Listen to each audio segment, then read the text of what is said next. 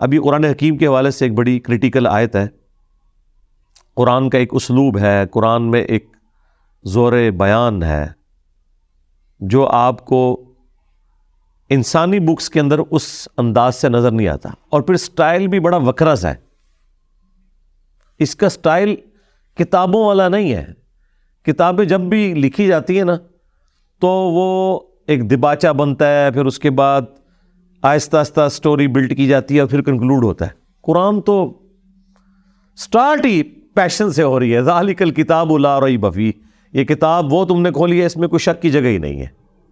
اور پھر جو کانفیڈنس لیول ہے نا قرآن کا، یہ ایک ایسے شخص کو اٹریکٹ کرتا ہے جس نے اس کتاب کو پہلے کبھی نہ پڑھا ہو. جوشوا امریکن یوتھ منسٹر مسلمان ہوئے. آپ ان کی سٹوری دیکھیں، یوٹیوب پہ رکھی ہوئی ہے، how Bible led me to accept Islam. انہیں ایک دوست لے گیا جمعے کی نماز میں صرف آبزرویشن کے لیے. وہاں ان کو امام مسجد نے صرف ایک قرآن انگلش ترجمے والا دیا.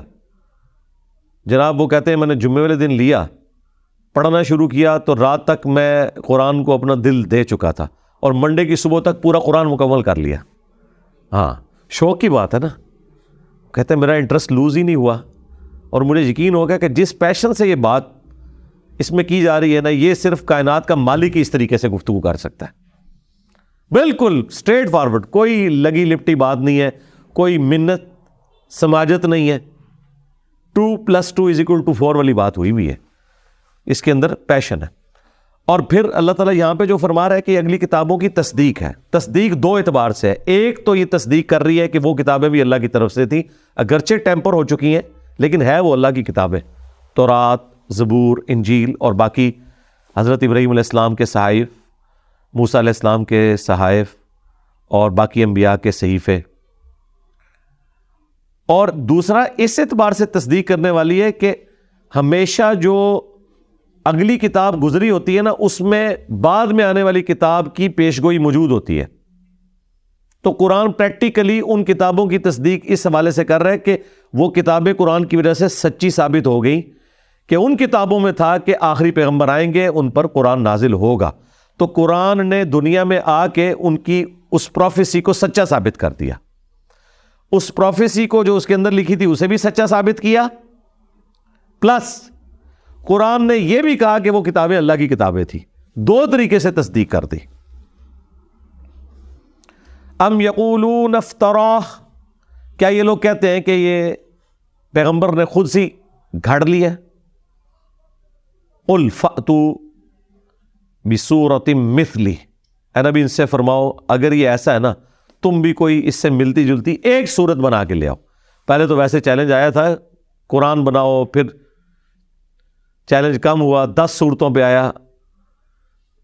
یہاں پہ ایک صورت تک چیلنج رہ گیا. وَادْعُوا مَنِ اسْتَطَعْتُم مِّن دُونِ اللَّهِ، اور بلا لو اللہ کے سوا جتنی ہستیاں ہیں نا جن کو تم بلا سکتے ہو، ان کنتم صادقین، اگر تم واقعی سچے ہو. اچھا، یہ اب عربی لنگوسٹک جو لوگ جانتے ہیں وہی قرآن کا یہ والا اعجاز فیل کر سکتے ہیں. آج کے دور میں تو ہم سائنٹیفک فیکٹس ایک ذریعہ ہے جس کے ذریعے یہ جان سکتے ہیں کہ ایک ایسا شخص جو آج سے 1400 سال پہلے اس پلانٹ ارتھ پہ آیا آلموسٹ، اس نے ایسی باتیں کی کہ جن میں بہت سی باتیں ایسی ہیں جن کا انسانیت کو ادراک پچھلے 50-60 سالوں میں ہوا.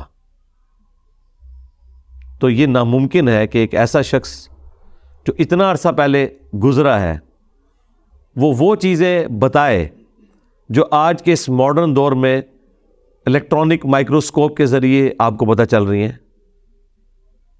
ماں کے پیٹ میں کن سٹیجز سے بچہ گزرتا ہے، کیا زبردست انداز میں اس کو بیان کیا گیا. اس زمانے میں شاعری عروج پہ تھی، شعراء نے اپنے کلام پھاڑ دیے کہ یہ کیسا کلام ہے، کیسی رکت ہے اس کلام کے اندر، کیسا سوز و گداز ہے. ردیف قافیے بھی پرفیکٹ نہیں ہے جیسا کہ شاعری میں ہوتے ہیں، لیکن ایک ردم بھی موجود ہے، آزاد نظم والا سٹائل ہے. اور پھر کیا پیشن ہے، کیا ٹو دی پوائنٹ گفتگو ہے، اور سب سے بڑھ کر کوئی اختلاف نہیں ہے. اتنی موٹی کتاب میں تو اپنی سٹیٹمنٹس کے اندر ہی کنفلکٹ آ جاتا ہے. پھر کئی پیش گوئیاں جو قرآن نے کی وہ بعد میں پوری بھی ہو گئی. جس طرح سورہ روم میں آیا کہ عنقریب رومی دوبارہ سے غالب آ جائیں گے پرشینز کے اوپر 10 سالوں کے اندر اندر، اور وہ آ بھی گئے. تو اس طرح کی کئی چیزیں. تو اللہ تعالیٰ فرما رہا ہے کہ اگر تم سچے ہو تو اللہ کے سوا جتنی ہستیاں ہیں نا انہیں پکار لو ان کنتم صادقین، اگر تم واقعی سچے ہو. بل کذبوا بما لم یحیطوا بعلمہ، بلکہ انہوں نے تو جھٹلا دیا اس چیز کو جس کا یہ اپنے علم سے احاطہ نہیں کر سکے. ولما یأتہم تأویلہ، جبکہ ان کے پاس اس کا انجام آ چکا تھا.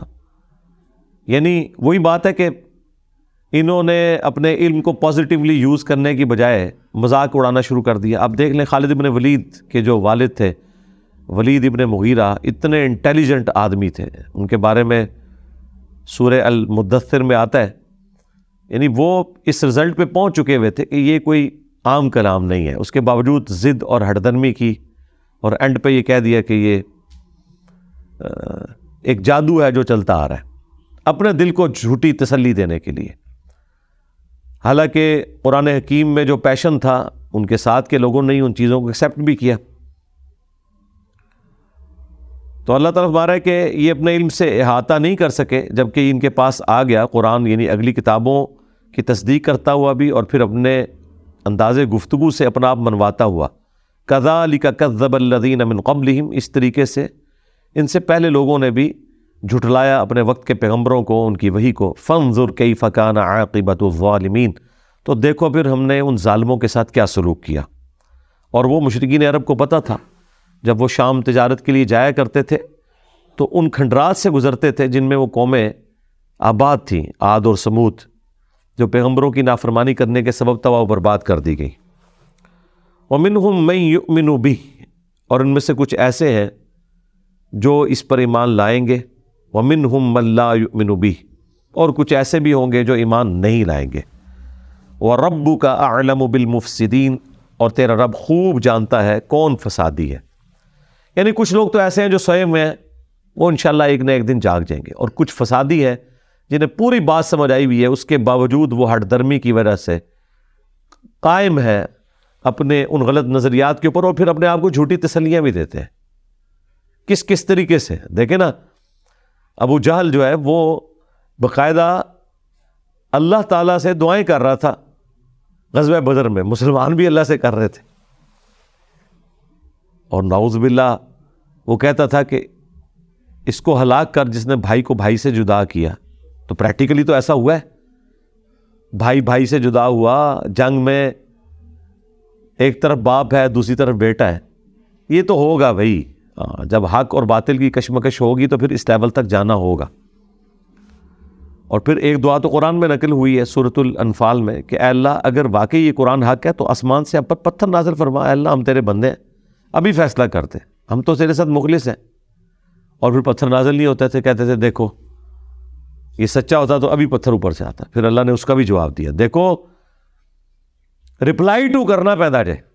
اللہ نے بھی سینکڑوں جگہ پر رپلائی ٹو کیا ہے، کیونکہ اس سے جو بھولے بالے لوگ ہوتے ہیں نا وہ رائے راست سے ہٹنا شروع کر دیتے ہیں. پھر اللہ تعالیٰ نے فرمایا کہ بھائی حالانکہ اس سے پہلے قرآن حکیم میں درجنوں آیات موجود تھیں جس میں اللہ کی سنت بتائی گئی تھی کہ اللہ کا یہ اصول ہے جب کبھی پیغمبر آتا ہے تو 2 پارٹیاں بن جاتی ہیں، ایک پیغمبر کے ماننے والی، ایک مخالفین. اللہ تعالیٰ ایمان والوں کو نجات دیتا ہے، مخالفین کو تباہ و برباد کر دیتا ہے، کبھی چنگھاڑ کی شکل میں عذاب بھیج کے، کبھی آگ کا عذاب بھیج کے، کبھی آندھیوں کا عذاب بھیج کے، کبھی سمندر میں غرق کر کے، کبھی پتھروں کی بارش کے ذریعے.